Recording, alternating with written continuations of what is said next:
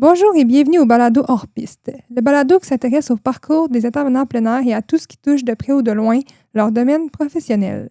Je m'appelle Elisabeth Morin, je suis étudiante en intervention plein air à l'UQAC, puis c'est moi qui anime le balado en compagnie de Lou Lamort. Aujourd'hui, on reçoit Maud-Élise Limoges qui nous a parlé de l'auberge Rose des Vents à Sainte-Rose-du-Nord.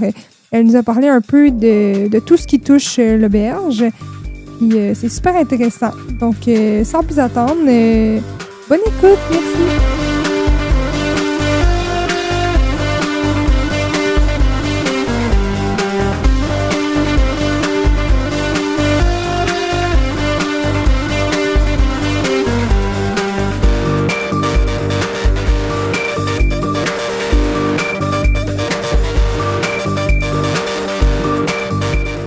Bonjour à tous et à toutes, puis bienvenue à ce nouvel épisode du balado hors piste. Je me présente, moi c'est Lou Lamort, je suis co-animateur avec Elisabeth. Elisabeth, justement, qui est en co-animatrice, t'es avec moi ce matin. Salut Lou! Ça va bien? Oui, toi? Oui, ça va bien. On a avec nous aujourd'hui Maud. Maud, rappelle-moi ton nom de famille, juste être sûr que je l'ai dit comme il faut. Limoges. Limoges, j'avais Limoges en tête, excuse-moi. Maud Limoges. On n'est pas loin. Non, c'est ça, c'était pas trop loin. Ça va bien? Oui, ça va bien, vous autres? Top Oui, shape, top très bien. shape. Dans le fond, Maud, pour rentrer directement dans le vif du sujet, là, toi, tu es copropriétaire de l'auberge Rose des Vents, qui est située à Sainte-Rose-du-Nord, si je ne me trompe pas. Oui, c'est exactement ça. Parfait. Ben, avant de nous expliquer un peu comment tu t'es rendu là, qu'est-ce qui t'a mené à ça, tu veux-tu nous expliquer un peu, en fait, ça consiste en quoi, puis c'est quoi que vous faites, c'est quoi le produit, l'expérience que vous donnez là-bas, en fait? Oui, bien ça, c'est une bonne question et une question avec plusieurs réponses parce que c'est une entreprise qui a différents volets. Évidemment, il y a un volet de plein air. Donc, on fait du kayak de mer en été et du ski nordique en hiver. Mais c'est aussi une auberge. C'est une auberge, donc on a de l'hébergement, puis c'est aussi un café-bar culturel. Fait qu'on a un volet restauration, bar, on fait des shows une fois de temps en temps. Et tout ça, c'est au même endroit à Sainte-Rose-du-Nord, sur le bord du fjord. Je savais pas que vous aviez Wow. des shows aussi comme événementiels, qu'on peut dire, dans le fond. Oui, on a un petit volet culturel qui est plus dynamique en été, je dirais. On a comme plus une programmation officielle. Puis sinon, en hiver, on a des petits spectacles ponctuels. Mais oui, c'est ça, on a une programmation culturelle. Puis étant en ce moment début février, en fait, plutôt, là, comment sais-tu? Est-ce que c'est un moment qui roule quand même ou c'est plus ça doit être plus estival, j'imagine, la haute saison, comme pas mal tout dans le monde du tourisme, là. Mais est-ce qu'il y a quand même beaucoup de choses qui se passent en ce moment? Oui, bien, en fait, la vibe est vraiment différente en été puis en hiver. OK. C'est ça, nous, on est une entreprise qui opère sur 4 saisons. Comme pas mal toutes les entreprises touristiques, là, à part peut-être les stations de ski, c'est vraiment plus dynamique. En été, on a plus de touristes. Par contre, ce qui est intéressant en hiver, c'est plus tranquille, mais dans le fond, il faut savoir que l'auberge, c'est un lieu qui existe pour et par la communauté de Sainte-Rose-du-Nord. Ce qui fait que les locaux s'approprient un petit peu les lieux. En été, avec la clientèle touristique, ça fait que puis tout le monde est vraiment occupé pendant l'été, fait que tout le monde est un peu partout. On a un petit peu moins de clientèle locale, sauf que quand arrive l'hiver, les gens se réapproprient vraiment les lieux. Fait que oui, ça fait une autre dynamique parce que, ben c'est sûr, on n'a pas la frénésie estivale où est-ce qu'il y a des gens de passage à tous les jours, puis à tous les jours, c'est des gens différents.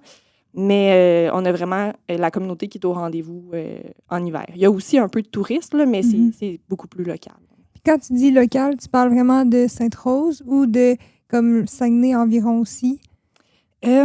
Il y a quelques années, j'aurais dit vraiment juste Sainte-Rose. Là, je dirais que ça s'est élargi un petit peu à Saint-Fulgence et même Saguenay. D'ailleurs, le bac en plein air contribue un peu à ça, veux pas. Puis sinon, pour la clientèle locale d'hiver, ben c'est ça, la communauté est là tout le temps. Là, comme je dis, elle se réapproprie un peu les lieux l'hiver, mais ils sont quand même là. L'été, vraiment local, Sainte-Rose-du-Nord, un peu Saint-Fulgence, là, mais il y a comme une espèce de noyau. Mais ça reste que la clientèle touristique aussi est plus locale en hiver. C'est plus des gens de Québec, Montréal, même de la région qui vont venir pêcher, mais qui vont venir loger à l'auberge ou faire du ski ou de l'escalade, puis ils vont loger à l'auberge pendant ce temps-là. On a un petit peu moins de clientèle européenne, contrairement à l'été où est-ce que c'est au-dessus de 60 % de notre clientèle. Oui, ça, c'est quand même assez fréquent, souvent dans la haute saison estivale. Ouais. Tu as mentionné, tu as dit, ça m'a comme fait flasher, tu as dit il y a quelques années. Fait que là, mettons, moi, je me rappelle à mes sélections pour rentrer au BIPA, je sais que tu étais venu Tu avais fait justement une présentation de l'auberge. Puis tout. Puis là, je me rappelle plus exactement, ça fait combien de temps en fait que les opérations sont startées. Puis ben, sur combien d'années le processus s'est fait dans le fond? Bref, je ne sais pas si tu peux nous éclairer là-dessus. Oui. En fait, nous, on a ouvert en 2015. Puis, c'est ça, on a fêté nos 10 ans là, en juin 2025. Wow, bravo. Puis, c'est un projet qui s'est démarré pendant que je finissais mon bac. Fait que ça a été assez direct. Là. Bac en intervention plein air. Mon bac en intervention plein air que j'ai fait de 2012 à 2014. Puis, en fait, en commençant le bac, je ne me serais pas nécessairement attendue à faire ça à partir de mon entreprise. Mais c'est ça qui s'est passé dans le fond. Là. J'ai comme terminé mon bac en commençant ce projet-là. Puis là, c'est ça. Maintenant, ça fait un peu plus de 10 ans que j'opère avec ma sœur, Aventure Rose des Vents. Pourquoi vous avez décidé de partir ce projet-là? Ça, c'est la grande question. En fait, moi, j'ai commencé... tout ça part du bac parce qu'en fait, c'est aussi mon arrivée dans la région. Parce qu'à la base, je viens des Laurentides. Puis, quand j'ai commencé le bac en plein air, pour moi, c'était un retour aux études. Puis, ma sœur, qui est un peu plus vieille que moi, faisait aussi un retour aux études. Puis, au départ, on s'était même dit, on va se trouver un programme universitaire, pas nécessairement le même, là. On est quand même 2 personnes différentes, mais on va se trouver un programme puis on va habiter ensemble à Montréal. Ça, c'était le plan. Okay. Puis, finalement, j'ai découvert que le bac en plein air existait. Fait que je suis pas du tout allée à Montréal. J'ai déménagé dans la région du Saguenay-Lac-Saint-Jean, que je connaissais plus ou moins à l'époque. J'étais déjà venue quand j'étais jeune, mais sans plus. Puis ma sœur, au même moment, commençait un bac en gestion du tourisme. Puis quand j'ai commencé le bac en plein air, on nous demandait souvent la question, probablement que vous avez aussi eu la question, qu'est-ce que tu veux faire avec ton bac? Oui. Il y avait beaucoup de gens qui voulaient se lancer dans l'entrepreneuriat. Puis moi, ça m'intéressait moyen. Dans le sens où, moi, dans la vie, encore aujourd'hui, ça ne me dérange pas de travailler pour quelqu'un d'autre. L'idée d'être mon propre patron, c'est pas quelque chose qui m'allumait nécessairement. Okay. Puis, c'était pas... ça faisait pas nécessairement partie de mes plans. C'est juste qu'au moment où j'ai commencé le bac, puis que ma sœur aussi commençait un bac, elle est en gestion du tourisme, en plein air. On n'avait pas du tout les mêmes cours. Là. J'apprenais à partir des feux puis monter des bâches pendant qu'elle montait des plans financiers puis qu'elle apprenait à gérer une clientèle touristique. C'était quand même très complémentaire. Puis à chaque fois qu'on se voyait, on est quand même assez proches. À chaque fois qu'on se voyait, on partait sur des idées de « Ah, bien là, on pourrait faire ça, puis là, mêler le voyage. Puis là, après ça, on pourrait peut-être mêler le plein air au voyage. » Mais tu sais, c'était jamais super concret. Puis au courant de notre bac, il y a quelqu'un qui m'a parlé d'une auberge à vendre à Sainte-Rose-du-Nord. Puis j'ai envoyé comme une blague à ma sœur. J'ai envoyé l'annonce de l'auberge, puis j'ai dit « Regarde, je nous ai trouvé une petite auberge à Sainte-Rose. Voici notre plan de futur. » Mais dans ma tête, ça n'allait jamais se passer. Puis là, c'est vraiment une longue histoire et un concours de circonstances et des hasards aussi. Là, mais finalement, on a fini par l'acheter, cette auberge-là. Puis à l'époque, on ne savait pas trop ce qu'on faisait. Puis je pense que c'est une bonne chose parce que c'était vraiment un plus gros projet qu'on pensait. Puis vous ne l'auriez pas fait si vous aviez su tout ce que ça représentait. Pour de vrai, je ne sais pas. On se serait vraiment posé plus de questions, tandis que là, il y a beaucoup de gens qui disent « Ah, mais là, tu sais, partir sur son entreprise jeune, c'est vraiment audacieux, c'est courageux. » Mais maintenant, aujourd'hui, j'ai 34 ans, puis j'ai beaucoup d'amis autour de moi qui ont... commencé jeune, peut-être? Pas nécessairement commencé jeune, mais tu sais, mettons, peut-être pas dans mon cercle proche, là, mais il y a quand même beaucoup de gens autour de moi ou avec qui j'ai étudié qui ont comme une... là, je trouve ça drôle de dire une carrière. Là, dans notre génération, c'est de moins en moins ça. Mais tu sais, qui ont comme une job steady, ils ont des enfants, une famille. Tu sais, plus tu vieillis, plus tu as des responsabilités. Tu as peut-être une maison, une hypothèque. Bref, tu as comme de plus en plus de responsabilités qui sont dures à dire, moi, du jour au lendemain, je lance mon entreprise puis je sais pas si ça va marcher. Tu sais. Personnellement, je trouve qu'il y a beaucoup plus de risques que quand on est jeune puis qu'on n'a aucune idée de ce qu'on fait. On peut aussi se planter. Là. Je pense qu'on a comme eu un mélange de...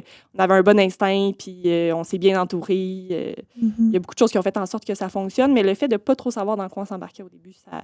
Fait qu'il faut pas trop se renseigner. Exactement. C'est aller les yeux fermés. Se lancer dans le vide, là, pas trop, tu sais. C'est ça. Il y a beaucoup de choses que je referais autrement si j'avais eu la maturité à l'époque, mais en même temps, c'est ce qui a fait qu'on se lance dans le projet. Fait que je pense que c'est intéressant quand même. C'est vraiment intéressant.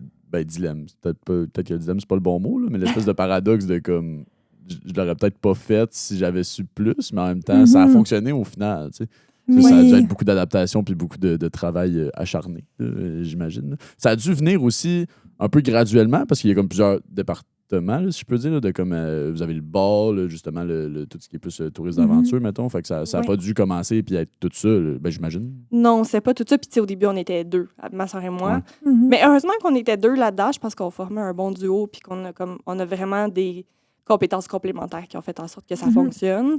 Mais ça a commencé tout petit. Puis, même le volet plein air, au début, ben, déjà, on était ouvert juste l'été. Ouais. Au début, on savait qu'on voulait éventuellement ouvrir l'hiver, mais on n'était pas prête. Puis ça a aidé quand même, là, qu'on se dise, OK, on commence pas trop gros, puis tranquillement, on verra comment ça se passe.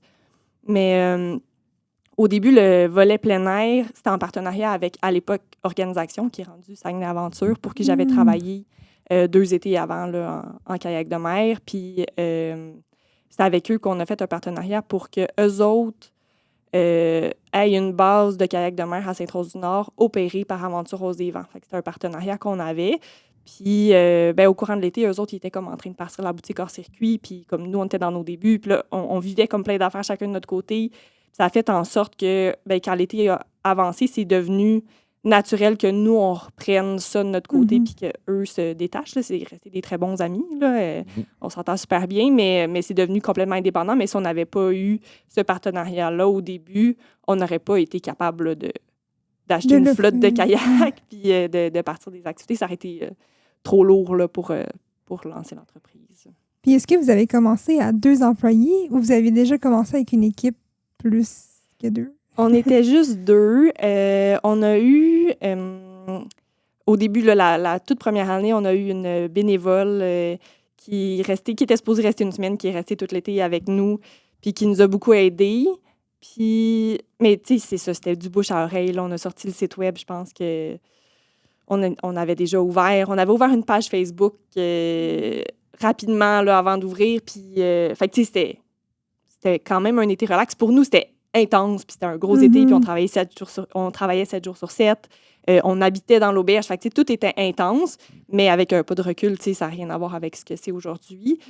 Puis l'année d'après, la 2e année, on a engagé une personne qui est devenue un très bon ami, d'ailleurs, là, qui est maintenant membre de la coopérative du CFU. Mais lui, dans le fond, Charles, qui est venu travailler avec nous la 2e année, heureusement qu'il n'avait pas besoin de cet emploi-là pour vivre, parce que c'est un peu comme... on va voir comment se déroule l'été, puis il habitait sur place avec nous, puis là, des fois, il travaillait, mais là, des fois, c'était plus tranquille. Fait que là, il arrêtait de travailler, puis il allait jouer à des jeux sur la terrasse. Puis là, il y avait un petit rush, fait qu'il rentrait travailler. Fait que, tu sais, on a comme eu cette chance-là d'avoir des gens autour de nous qui étaient prêts à vivre ça. Puis là, maintenant, on pourrait plus faire ça. Là, maintenant, on a comme une équipe vraiment solide, puis on est une 12aine d'employés là, pendant l'été. C'est-tu des employés qui font un peu de tout? Est-ce qu'ils sont spécialisés, mettons, t'engages genre, je sais pas, un barman, une barmaid, puis quelqu'un qui va juste guider ou je sais pas? Oui, on a de tout. Je dirais qu'une de nos forces, c'est de pouvoir offrir des emplois polyvalents. Justement, là, les guides qu'on engage, souvent, on leur donne l'option de pouvoir aussi faire des heures comme aubergiste, donc de travailler au bar. Puis c'est ça, d'avoir un horaire qui sépare le guidage puis travailler à l'auberge. Ça, c'est quand même intéressant parce que, vous le savez probablement, là, la job de guide, c'est quand même difficile. C'est des gros chiffres. Puis nous, on ne fait pas d'expédition, par exemple. Là, c'est vraiment du journalier. Mais quand tu as 3 sorties par jour, ça te fait quand même un chiffre d'un peu plus de 12 heures. Ce qui fait que faire un temps plein comme guidage, on se rendait compte que à la fin de l'été, les gens sont tannés d'aller en kayak. Quand c'est des sorties journalières que finalement, en 3 heures, tu fais tout le temps la même chose. T'sais, oui, tu as des interactions le fun avec les clients, puis tout le monde est différent. Fait que les sorties, ça reste que c'est différent à chaque fois, mais tu vois le même paysage là, toute la journée. Fait que le fait de pouvoir offrir ça, un poste qui est polyvalent, évidemment, il faut comme que la personne ait un peu d'expérience là, en service à l'auberge là, pour faire du service au bar, puis un peu de l'accueil client, l'hébergement. Mais c'est ça, ça permet d'expérimenter un peu tout, puis de ne pas se tanner d'un seul poste. Ouais. Ah, c'est chouette. Normalement, les endroits comme ça, justement, où ça apporte la polyvalence, surtout, comme tu dis, dans le monde où il y a du guidage. Moi, je suis le genre de personne, j'ai guidé, puis ça, rapidement, à un certain point, je trouve que ça peut redevenir redondant, justement. Là. Fait que des endroits où tu peux faire plusieurs choses comme ça, je trouve que ça ravive la flamme un peu, ça te permet de diversifier dans ton été, de faire de l'expérience un peu à gauche puis à droite. Puis, parce que c'est vrai que ça peut être très brûlant rapidement, des 12 heures tout le temps, répéter 3 fois tes mêmes interprétations dans ta journée avec Comment des groupes installer tes différents. pédales de kayak. Ouais, là. c'est ça, ton speech de sécurité, d'équipement, tout ça avant de partir. Fait que non, je trouve que c'est quand même des belles opportunités, là, à mon sens, à moi. Là, pour, ben, en tout cas, j'ai juste entendu des belles choses aussi. Là. On a quelqu'un, moi, dans ma cohorte, j'ai une personne, c'est quoi? C'est Justin Laverdure qui travaille? Mais oui, c'est Justin. Oui. Qui est à l'auberge, puis juste des belles affaires aussi qu'on entend. Là.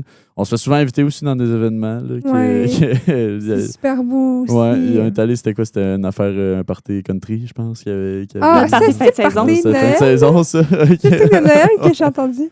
C'était pas de Genre avant Noël. Ben, c'était avant Noël. Il y a eu un party avant Noël, puis il y a eu aussi eu le party country, c'était le party de fin de saison cette année. Là, puis là tu sais, c'est drôle, je parlais de la clientèle locale tantôt. Là, à un moment donné, il y a une grosse gang du bac en plein air. Là, il y a plein de locaux qui sont venus nous voir en disant là, il y a vraiment beaucoup de monde qu'on connaît pas. C'est qui, eux c'est autres? drôle. On déplace quand même de l'air. Mais aussi, tu sais, tout le monde souvent, est comme tout le monde est bienvenu, puis tout le monde est ouvert. C'est juste que tu sais, on remarque quand on connaît pas les gens, puis surtout qu'en fin de saison, il y a jamais 28 Français qui débarquent en même temps, mettons. La clientèle locale est comme habituée de voir des touristes passer, mais d'avoir une gang de 28 personnes qui débarquent, c'est comme, hey, il y a une grosse gang là, de gens qu'on connaît pas. Oui, c'est ça. Tu vois qu'eux autres, ils ont l'air de connaître le monde, ils connaissent le barman en arrière. Ils ne comprennent pas trop c'est qui ces gens-là. Ouais, c'est sûr que ça peut être déstabilisant pour les locaux. Sinon, avec tout ça, est-ce qu'il y a comme des prochains projets que tu peux te permettre de parler, mettons, pour l'auberge d'été prochain, ou s'il y en a, est-ce que ça se peut aussi que c'est encore trop, précaire pour en parler, je sais pas, c'est des trucs. Ça va être une grosse année, en fait, mais pas tant qu'on développe des projets. Une des raisons principales, c'est vraiment plate comme raison, là. En fait, c'est qu'à Sainte-Rose-du-Nord, on va refaire pas aventure, la municipalité va refaire le système d'égout. Okay. Fait que là, les rues vont être ouvertes. Là. Ça va être un gros chantier. Fait que nous, on se prépare à ça. Dans le fond, on se prépare à s'adapter et à être résilient parce que ça va avoir un impact là, sur notre saison touristique. Fait que c'est pour ça qu'en ce moment, on ne développe pas de projet. On n'a comme rien là, sur la table. Puis sinon, c'est sûr que nous, on travaille beaucoup à essayer de développer l'hiver, là, que ça devienne vraiment un spot de plein air reconnu. Que les gens viennent faire du ski à Sainte-Rose. Fait qu'on travaille beaucoup là-dessus, mais pour l'instant, on n'a comme pas de gros projets là, ou quoi que ce soit. Okay. Ça, c'est cet été que vous avez... que la ville refait les égouts? Oui, exact, à l'été 2026. Ils vont commencer au printemps, mais c'est ça, le même en ce moment. C'est sûr que ça s'étire. Ouais, ça peut quand même affecter... C'est ça. Puis là, on sait que ça va nous affecter, mais on n'a pas beaucoup d'informations pour le moment. Fait qu'on attend juste d'avoir plus d'informations pour pouvoir avoir un petit plan d'action. Là. Mais c'est ça, c'est un peu plate comme réponse, mais c'est un peu ça. Non, mais c'est la réalité de la chose. Là. Il y a tout le temps... moi, je me rappelle, je guidais en tourisme aventure. Je guidais en kayak de mer sur la Côte-Nord, puis il y avait un été avec les feux de forêt ou le traversier, comme, puis ces affaires-là autour affectent énormément les saisons touristiques. Là. C'est comme hors de notre contrôle, fait qu'il faut s'adapter, puis c'est une réalité de la chose. Puis être entrepreneur là-dedans, ça doit être quand même tout qu'il y a des défis à surmonter, là, j'ai l'impression. Oui, quand même. Là. C'est sûr que... Tu sais, justement, quand je faisais le bac en plein air, on parlait souvent de s'adapter, puis c'est quelque chose que je peux reproduire dans ma vie professionnelle, s'adapter à toutes les situations. On est comme toujours en train de se revirer de bord, puis il arrive toujours des affaires imprévues. Fait que, comme dans beaucoup de sphères de la vie, là, je veux dire, c'est pas juste en entrepreneuriat, mais c'est ça. Moi, ma capacité d'adaptation, je l'ai mis en pratique dans mon entreprise. Puis est-ce que c'est quelque chose, mettons, est-ce que tu as l'impression que tu vis souvent des périodes comme trop de stress ou tu gères quand même bien tout ça en tant qu'entrepreneur? Bien, je pense que je fais partie des gens chanceux qui ne ressentent pas trop le stress. C'est sûr que ça arrive. Tout à fait là, pour ça, dans le fond. Ça arrive, là, des fois, j'ai des trous dans ma nuit parce qu'il se passe quelque chose de gros puis que ben, là, ça me stresse. Mais en général, j'arrive quand même à faire face facilement à des situations de stress. Ce qui m'aide beaucoup, c'est qu'on est deux là-dedans. Là. Avec ma soeur, on est vraiment une équipe. Puis, c'est ça. Dans le fond, on a comme une dynamique de sœurs qui fait en sorte que ça passe bien au travers. Ça se fait bien.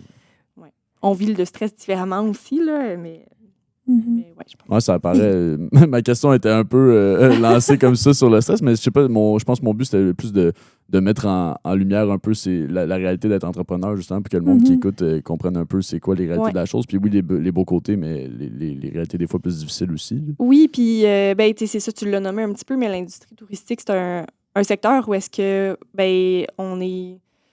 on est vraiment... on peut devenir très vulnérable avec la météo. Puis, ou juste l'augmentation du coût de la vie. Les gens, ils vont couper en premier dans leurs activités souvent. Fait que ça peut avoir un impact sur nos activités qu'on va offrir. Les gens vont...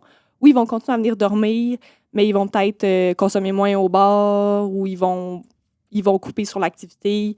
Je dirais pas que ça paraît tant que ça. On arrive à s'en sortir. Le fait qu'on ait 3 volets aussi distincts, ça nous amène une certaine résilience parce qu'il y a toujours un volet pour rattraper l'autre. Mais c'est ça, que ça soit les changements climatiques ou le contexte sociopolitique, ça peut changer les affaires aussi. Là. Fait que c'est une industrie qui est toujours en mouvement. Il faut toujours être au courant de ce qui se passe aussi. Ça va vite. Fait que faut comme toujours se tenir au courant. Puis, je pense que quand on est dans le tourisme, c'est super important d'être toujours présent et à l'affût de ce qui se passe, des tendances. Puis quand si tu as une entreprise, dans l'entrepreneuriat en général, si tu as une entreprise qui va bien, tu peux pas juste t'asseoir et dire, ça va bien maintenant, on garde ça, cette formule-là, puis c'est gagnant, puis on s'en va sur des années avec ça. Il faut comme toujours évoluer. Fait qu'il faut quand même être prêt à ça, de toujours évoluer. Être un pas en avant, en avance, dans le fond. Exact. Même quand ça va bien.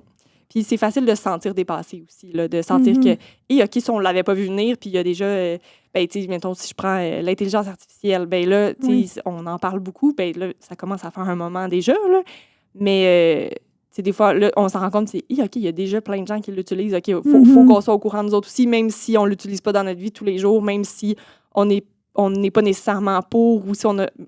ou même si c'est pas une question d'être pour ou contre, mais c'est juste... c'est là, ça devient un outil, il faut être capable de l'utiliser. Là, c'est l'exemple de l'intelligence artificielle, mais ça peut être plein d'affaires. Là. Absolument. Puis, moi, je me demandais, là, est-ce que tu as vu vraiment une différence sur l'organisme, là, l'augmentation du coût de la vie? On en a parlé un peu, mais comme dans les dernières années, on le voit que tout coûte vraiment plus cher. Est-ce que tu vois une différence, comme tu as dit un peu?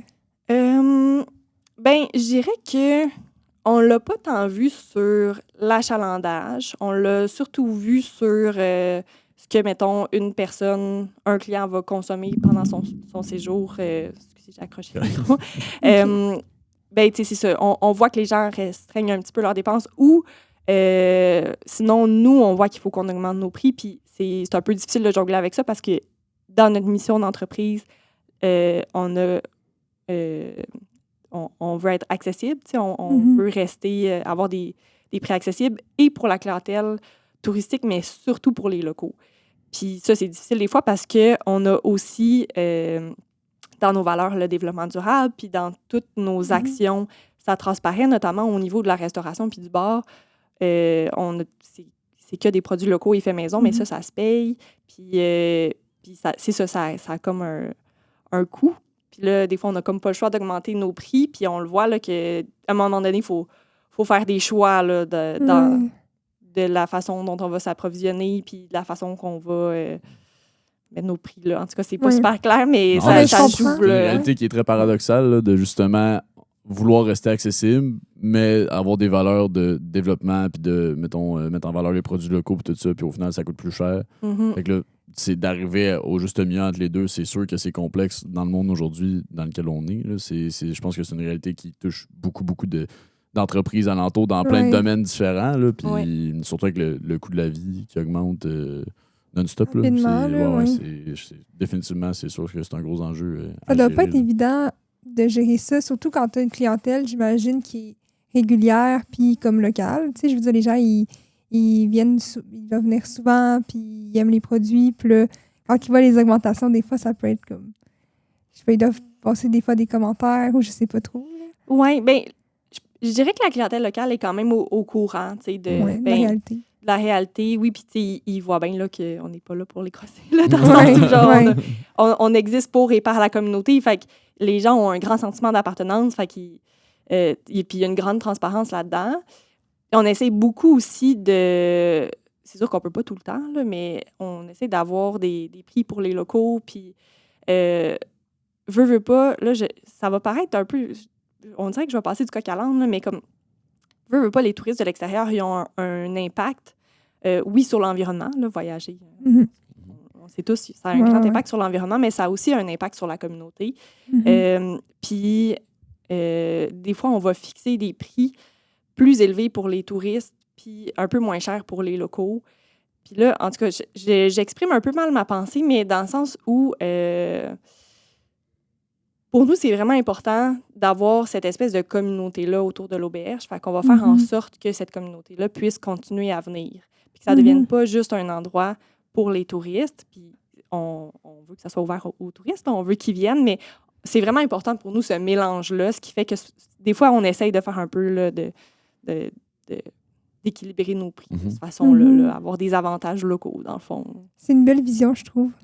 Oui, puis là, tu parles beaucoup d'un attachement à cette communauté-là. Est-ce que tu avais déjà cet attachement-là quand, mettons, tu as trouvé l'annonce de l'auberge il y a 10 ans ou t'es arrivé là, tu as acheté l'auberge puis ça s'est développé avec le temps? Parce que clairement, vous avez ça à cœur puis c'est dans vos valeurs, mais je me demande si c'était comme déjà là ou... Oui, bien ça, c'est une bonne question parce qu'en fait, tantôt quand je disais que notre histoire d'entreprise, c'est un peu du hasard, pas juste du hasard, mais un concours de circonstances, mais c'était un peu un coup de dé en allant s'installer à Sainte-Rose-du-Nord parce que nous, on avait eu un coup de cœur pour la place. Là. Je ne sais pas si vous êtes déjà allés, mais Sainte-Rose-du-Nord, c'est magnifique. Là, c'est ça. Tu es sur la 172, la grande route pour se rendre, tu vois pas le fjord. Puis là, quand tu tournes, tu arrives dans le village, puis le fjord te saute d'en face, puis comme c'est vraiment beau.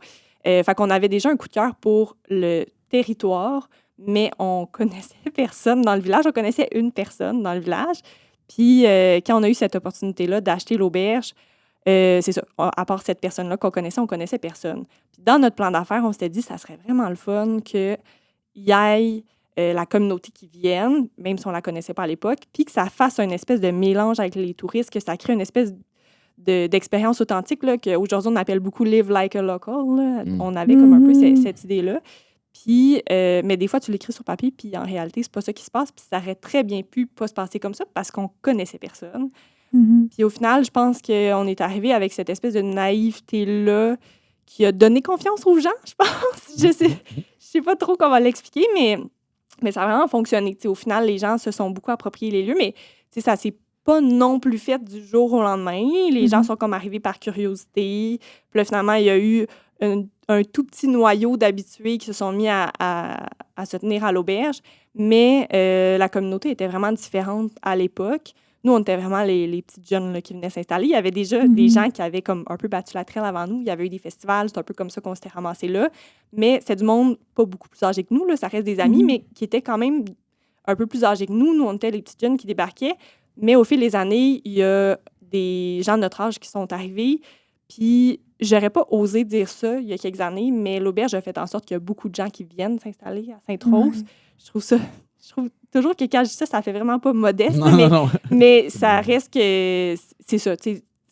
Quand tu as un lieu de rassemblement dans un village, ça change tout, en fait. Là, un sentiment d'appartenance aussi, là. Oui, exact. Moi, j'aimerais te partager une expérience que j'ai vécue à l'auberge parce que je connaissais pas beaucoup le Saguenay. Puis il y a comme 2 ou 3 ans, je pense, j'étais venue visiter le Saguenay avec mon copain. Puis en tout cas, on avait loué de quoi, comme je pense à Sainte-Rose, justement. Puis le soir, on cherchait un endroit où aller prendre un verre. Puis on était allé justement à l'auberge. Puis j'avais vu comme la dynamique. On avait eu vraiment un gros coup de cœur. Là. Il y avait comme des personnes plus vieilles, il y avait des enfants. Puis c'était comme vraiment une belle énergie. Tout le monde cohabitait. Puis on trouvait ça super le fun. C'était comme vraiment communautaire, genre un peu l'ambiance qu'on recherchait. Là. Fait que, ouais, je trouve vraiment que c'est un bel endroit. Ouais. Ouais. Et c'est vrai que oui, ça arrive des fois aussi qu'il y a des enfants qui courent un peu partout dans l'auberge. Oui, mais c'est chouette. Environnement familial pour tous. Oui. Pour revenir à ce que tu disais, je me suis posé la question. Des fois, ça peut être mal vu par les locaux du monde qui ne viennent pas de là, qui s'installent puis qui ouvrent quelque chose, une entreprise. Tu sais. Est-ce que c'est quelque chose que vous avez ressenti à ce moment-là de comme... Mettons que ça a été long avant de vous sentir les bienvenus ou est-ce que les gens ont été super accueillants? Des fois, c'est dans des villages plus reculés aussi qu'on peut voir ça, là, mais bref. Ouais. Ben oui, ta question est pertinente, puis j'en reviens à la chance un peu, puis au fait qu'il y ait... tantôt, j'ai parlé des gens qui avaient battu la traîne avant nous, mais c'est un peu ça quand même, là, ça reste que Sainte-Rose-du-Nord, c'est 3 ou 4 grandes familles qui sont là depuis toujours, là, depuis les tout débuts de Sainte-Rose-du-Nord. Tout à le monde a le l'époque même nom. Ouais. Ben, presque. Là, à l'époque où ça s'appelait la descente des femmes, c'était les Villeneuve Ouais. puis les Grenoble, puis ça a toujours été ça. Puis, il y a des gens qui sont arrivés quelques années avant nous avec des idées, des projets. Notamment, là, je parlais des festivals. Là, peut-être que vous en avez entendu parler du festival du Folksal, la Funéraille des Beaux Jours, qui était un peu des festivals de punk, mais super respectueux. Là, c'est vraiment des beaux festivals. Nous, c'est comme ça qu'on a découvert Sainte-Rose. Mais ça reste que pour la communauté locale, c'est un peu impressionnant et très alternatif aussi. Ouais. Puis, C'est bien dit. mais s'il n'y avait pas eu ça avant nous, ça aurait été nous, là, les 2 filles alternatives qui viennent s'installer, puis que ça aurait été bizarre. Mais Il y c'était avait où déjà une ça, à ouverture, Sainte-Rose? dans le fond. On a parlé en même temps. Ouais. Vas-y. Ah, ben, c'était juste pour dire, dans le fond, il y avait déjà une ouverture grâce à ça. Nous, ça paraissait beaucoup plus soft là, qu'on s'en venait Ouais, faire ouais. au festival. Mais tu sais, le fait qu'il y a eu ça avant nous, puis il y a eu aussi les Vikings de Sainte-Rose, là, qui étaient, Ah en oui, fait, ouais. tu sais, Les ça a Vikings de l'air Sainte-Rose. vraiment là, légendaire, les Vikings de Sainte-Rose, mais tu sais, en fait, c'est un couple qui tripait sur la reconstitution viking, puis qui avait aussi une entreprise de construction en pièces sur pièces, la charpente scandinave, bref. Ok. Fait que tout ça paraissait très étrange, là, mais tu sais, c'est ça. Le fait qu'il y ait eu ces genres d'affaires-là avant nous, ça fait en sorte que quand nous, on arrive, il y avait comme déjà des gens qui avaient eu des projets un peu alternatifs et qui s'étaient fait traiter d'étranges avant nous, Ok. littéralement. Fait que, ben ça, on les remercie, là, pour vrai. Le fait qu'il y ait eu ça avant nous, ça fait que nous, on est arrivés puis que la porte était un peu plus ouverte. Puis on n'avait pas aussi, tu sais, on n'avait pas rapport avec ces gens-là, même si on avait découvert ça par les festivals, puis ça reste des amis, là, c'est des gens avec qui on s'entend bien, mais vu qu'on n'avait pas de parti pris, c'est peut-être pas les bons mots, mais qu'on connaissait personne, les gens étaient comme, OK, ils font pas partie des Vikings, ils font pas partie des punks qui ont fait le Folksal, ils font pas partie non plus des familles souches, c'est qui? Il y avait comme une certaine curiosité de qui on était, qu'est-ce qu'on venait faire là. Puis le festival, d'ailleurs, tu te posais, c'était où? Moi, je me demandais c'était où à Sainte-Rose? C'était dans les champs, là, quand on arrive dans le village, sur ce qu'on appelle la terre des Vikings. Ah, c'est bien drôle. Ouais. Puis j'avais une autre question. Là, on remonte peut-être en tout cas plus tôt dans l'entrevue, mais comme l'auberge, quand vous l'avez acheté, c'était déjà une auberge. Puis ça ressemblait à quoi? Là? Ça ressemblait-tu à ce que c'est aujourd'hui ou? Non, pas. Ben, j'allais dire pas du tout. Mais pas tout à fait. En fait, nous, quand on a acheté, c'était un couple qui avait ça qui. Oui, c'était une auberge, mais c'était surtout un restaurant. C'était leur activité principale, c'était le restaurant. Puis, vu que c'est l'ancien presbytère, il y avait déjà des chambres, ils faisaient de l'hébergement un peu en sideline. Puis nous, quand on a racheté, on voulait pas du tout se lancer dans la restauration. Ça nous intéressait pas. On n'avait pas les compétences de le faire, ni l'intérêt. Puis ce qu'on voulait, c'était ouvrir une auberge de jeunesse. Ça, c'était le core business. Si on ouvre une auberge de jeunesse, on a voyagé. Maintenant, on veut l'amener chez nous. Puis après ça, ça s'est modifié et on a finalement fait de la restauration. Mais c'est ça, à la base, on n'a comme pas racheté un fonds de commerce. On a vraiment acheté le bâtiment sur lequel il y avait beaucoup d'amour à donner. Là. Ça faisait un petit bout que les anciens propriétaires étaient un peu fatigués d'avoir ça. Puis c'est quand même une bâtisse ancestrale qui demande beaucoup d'entretien. Là. Fait que, ouais, c'est ça. Fait qu'il y avait... C'était pas la même vocation, là, même s'il y a certaines similitudes puis que c'était une entreprise touristique avant. C'est quoi qui vous a fait changer d'idée d'ouvrir plus le volet restauration, mettons? 2 choses. En fait, pendant la pandémie, on était... Ben c'est ça, on était classé auberge de jeunesse et on avait un bar. 2 secteurs là, complètement interdits pendant la pandémie. Fait qu'on n'avait pas le droit d'ouvrir. La seule façon de pouvoir ouvrir le bar, c'était en servant de la nourriture. Fait qu'on est comme allé se chercher un permis temporaire avec la MAPAC. Puis on s'est rendu compte, en fait, qu'il y avait ça. Puis en parallèle, il y avait le fait que quand on a commencé à ouvrir l'hiver, il n'y a rien à Sainte-Rose l'hiver. Les peu de restos l'été qui sont ouverts sont fermés en hiver. Ils sont ouverts l'été, ils sont fermés en hiver. Puis, bref, il n'y a aucun service, il n'y a pas d'épicerie, il n'y a pas de dépanneur. Fait que là, les gens débarquaient à l'auberge, puis des fois, même si on l'avait écrit dans le courriel de confirmation, de réservation, les gens arrivaient avec rien, pas de bouffe. Puis là, ils étaient comme, mais qu'est-ce qu'on fait? Comme, on peut pas manger.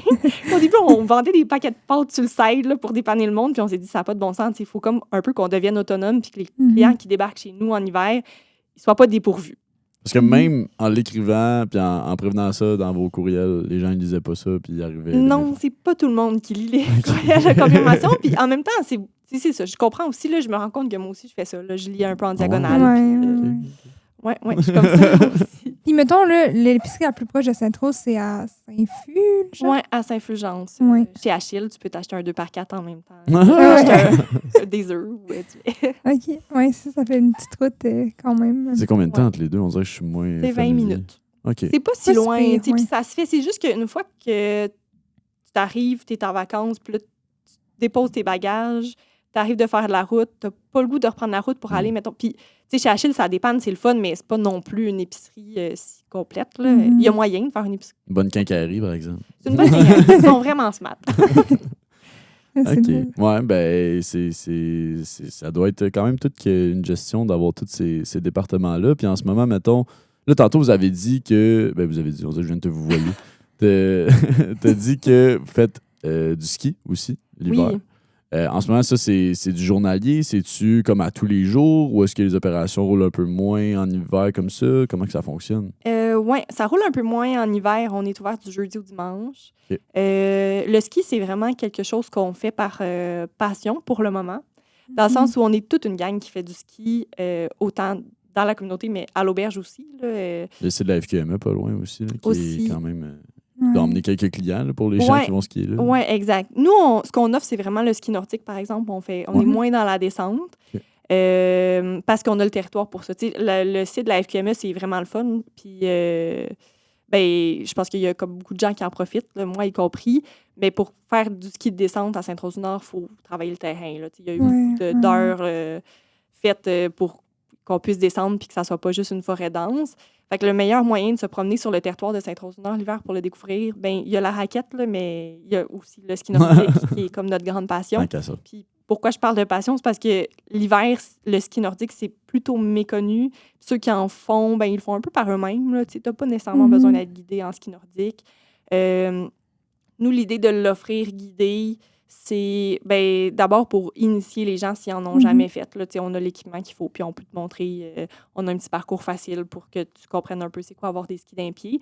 Mais si tu en as déjà fait, l'intérêt d'être guidé, c'est qu'on t'amène vraiment dans l'arrière-pays. Oui, on va commencer dans le sentier de débutant, mais rapidement, on va couper, puis on arrive dans le hors-piste complètement, où est-ce qu'il n'y a eu aucune trace. Puis là, on va t'amener 2-3 heures dans l'arrière-pays, puis te faire découvrir ça. Puis à un moment donné, quand ça fait 2 heures qu'on n'a pas suivi de sentier du tout, qu'on n'a rien vu comme trace, là, on retombe dans le sentier, puis là, on rentre après. Là, mais c'est ça, l'idée, c'est de faire découvrir le territoire en ski. Ah, c'est chouette. Mais c'est ça, on le fait par passion parce que pour l'instant, c'est plutôt méconnu, puis c'est vraiment pas la folie. Là. On aimerait ça éventuellement qu'il y ait des centaines de personnes qui viennent faire du ski nordique à Sainte-Rose-du-Nord, mais là, on le fait pour le fun parce que nous, on en fait anyway, fait que tant qu'à ça, si on peut amener du monde puis leur faire découvrir le territoire, tant mieux. Puis dans une optique où ça prend en popularité puis qu'il y a plein de gens, est-ce que c'est une option d'éventuellement offrir comme des expéditions ou c'est vraiment plus garder ça journalier, plus... La porte n'est pas fermée à offrir des expéditions, mais nous, ça fait vraiment moins partie de notre core business, là, si je peux dire. Même en kayak de mer, le plus long qu'on fait, c'est 24 heures parce que il y a des sites de camping pas loin, fait que tant qu'à pouvoir le faire, on le fait. Mais on n'a pas de logistique d'installation là, pour faire des navettes ou quoi que ce soit. Puis c'est un peu pareil pour le ski nordique aussi. On ne s'est jamais spécialisé là-dedans. Puis c'est pas tant qu'on serait pas capable de le faire, mais je pense qu'il y a d'autres entreprises dans la région qui portent très bien ce créneau-là puis qui font très bien des expéditions. Donc, on ne ressent pas le besoin de le faire. C'est ça, la porte n'est pas fermée, mais pour l'instant, on est beaucoup dans le journalier. Même chose pour ce qui est du kayak de mer l'été, dans le fond. Oui, exact. C'est vraiment des sorties courtes. Je dirais que notre produit fort, c'est plus la demi-journée, là, parce que, dans le fond, on a parlé un petit peu du volet restaurant, mais on est ambassadeur de Saveurs Boréales. Là. Dans le fond, c'est comme une adhésion, une accréditation qui ça certifie qu'on s'approvisionne localement dans la région du Saguenay-Lac-Saint-Jean. Puis on est les seuls à offrir du plein air et à avoir cette accréditation-là, par le restaurant, là, évidemment. Mais ce qui fait que c'est un de nos produits forts parce qu'on t'amène sur le Saguenay pendant une demi-journée. Fait que là, on a le temps d'aller un peu plus loin puis d'en profiter. On va sur des plages complètement sauvages. Puis là, on a un repas qui est fait avec les produits locaux. Fait que là, on s'est comme immergé dans le fjord, mais là, on va goûter au territoire. C'est vraiment chouette. Fort. Mais c'est ça, encore une fois, c'est du journalier. Là, ça dure 5 heures. Puis là, t'as dit, vous êtes ambassadeur de comment, Saveur? Ambassadeur de Saveur Boréale. Saveur Boréale, y a-tu d'autres partenariats comme ça que l'auberge aurait avec d'autres compagnies?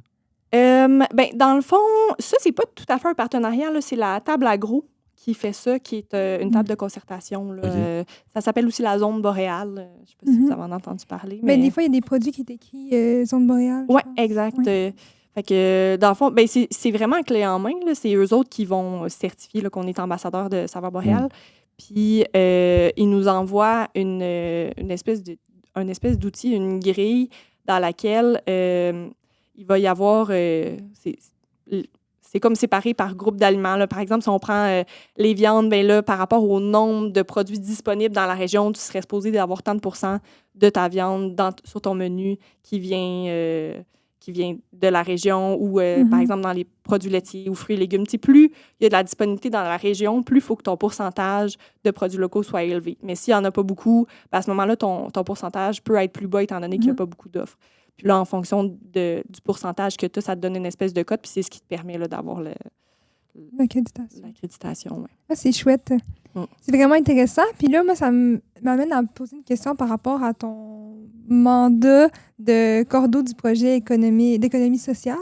Économie circulaire. Circulaire. Oui, exact. Ben non, il n'y a pas de problème. Mais même mon chum a de la misère là, à se souvenir c'est quoi le nom. Oui, dans le fond, c'est un peu relié à l'entreprise quand même, même si c'est deux choses distinctes. Mais en fait, nous, avec Aventure aux Évents en 2016, on a commencé une démarche en développement durable. On était accompagné par le Centre québécois en développement durable, le CQDD, qui a son siège social dans la région, à Alma. Puis, moi, ça m'a vraiment allumé. Là, ça faisait un peu partie de notre ADN, le développement durable dans l'entreprise. Mais on dirait que ça a comme... c'est ça, c'est vraiment quelque chose qui m'intéresse. Puis, il y a, je sais plus, je pense que c'était en 2021, il y a une offre d'emploi qui est sortie pour travailler au CQDD. Okay. Puis, avec ma soeur, on s'est toujours dit qu'on avait commencé l'entreprise jeune, puis qu'on voulait se laisser des portes ouvertes s'il y avait d'autres opportunités qui se présentaient à nous. Fait qu'à ce moment-là, en plus, c'était comme le milieu de la pandémie, c'était plus tranquille. Fait que je me suis dit, je vais appliquer, je vais voir ce que ça va donner. Puis finalement, j'ai appliqué pour le CQDD, puis c'est là que je me suis mis à travailler pour eux. Puis au début, je travaillais comme animatrice en économie circulaire.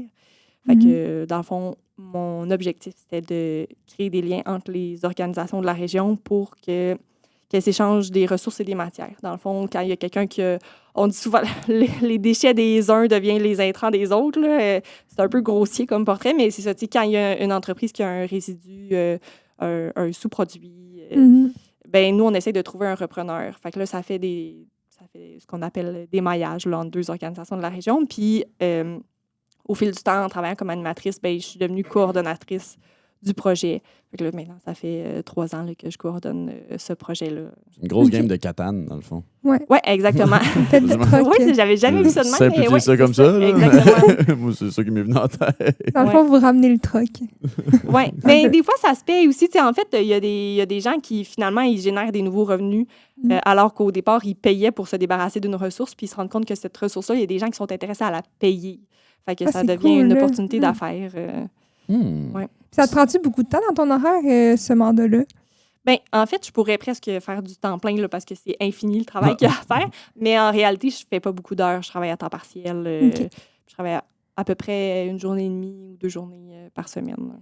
Au travers de tout l'entrepreneuriat quand même de l'auberge, là, ça doit rapidement s'accumuler. Oui, quand même. J'aime ça être occupée. Ouais. À l'auberge, ça ressemble à quoi? Mettons, tu fais combien de jours semaine ou combien d'heures semaine? C'est très difficile à dire. C'est très variable. Je fais quand même beaucoup d'heures semaine. Mais dans le fond, c'est dur à dire parce que je fais de tout. Puis ma sœur aussi. Là, en fait, pour nous, ça a toujours été important de faire du plancher puis pas juste de l'administration, autant par intérêt, mais que aussi pour comme, être avec la gang, là, être avec l'équipe puis comprendre les réalités terrain. Fait que je fais autant du bord que je fais de l'administration, on planifie les saisons à venir.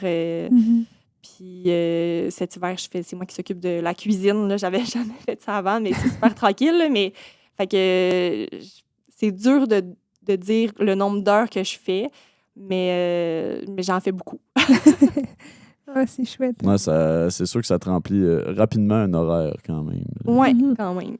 Faut être Mais une j'aime personne qui aime être occupée, justement. Oui, c'est ça. Ouais. Faut aimer ce qu'on fait.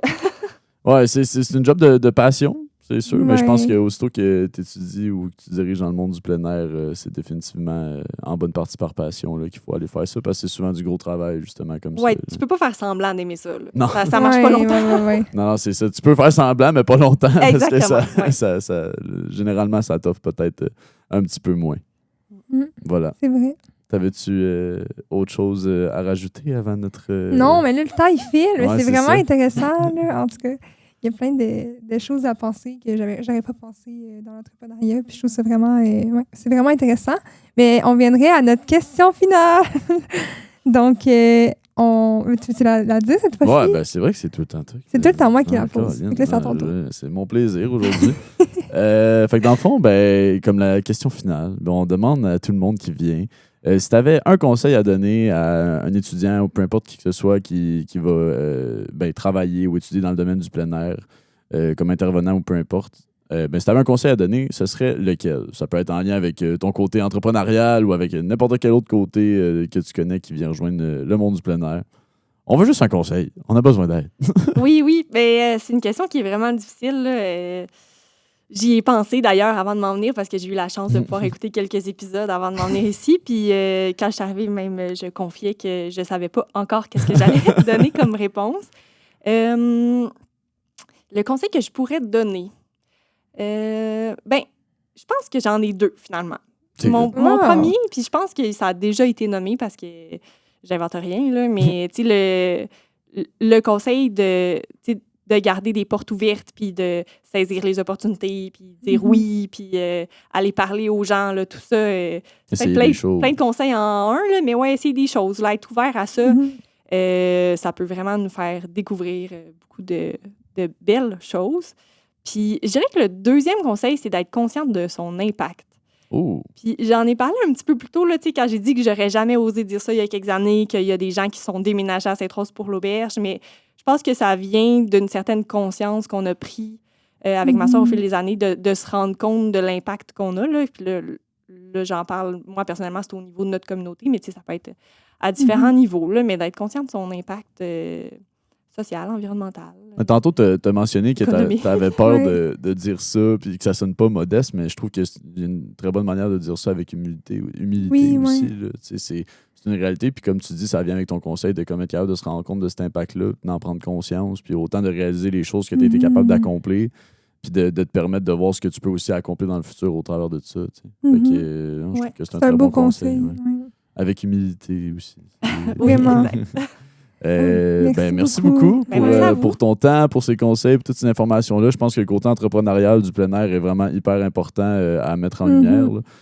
Fait que merci beaucoup d'avoir pris le temps de faire ça pour nous. Puis on est content que tu écoutes aussi les autres épisodes qu'on a enregistrés. C'est tant mieux. C'est le fun d'avoir quelqu'un qui a écouté ça avant. Merci de l'invitation. C'était très agréable. Ça fut un plaisir. Merci beaucoup, Elisabeth, pour ton temps aussi. Merci à toi aussi, Louis. Ça fait plaisir. Fait que merci beaucoup aussi à tout le monde qui nous écoute. On vous dit à la prochaine. Au revoir.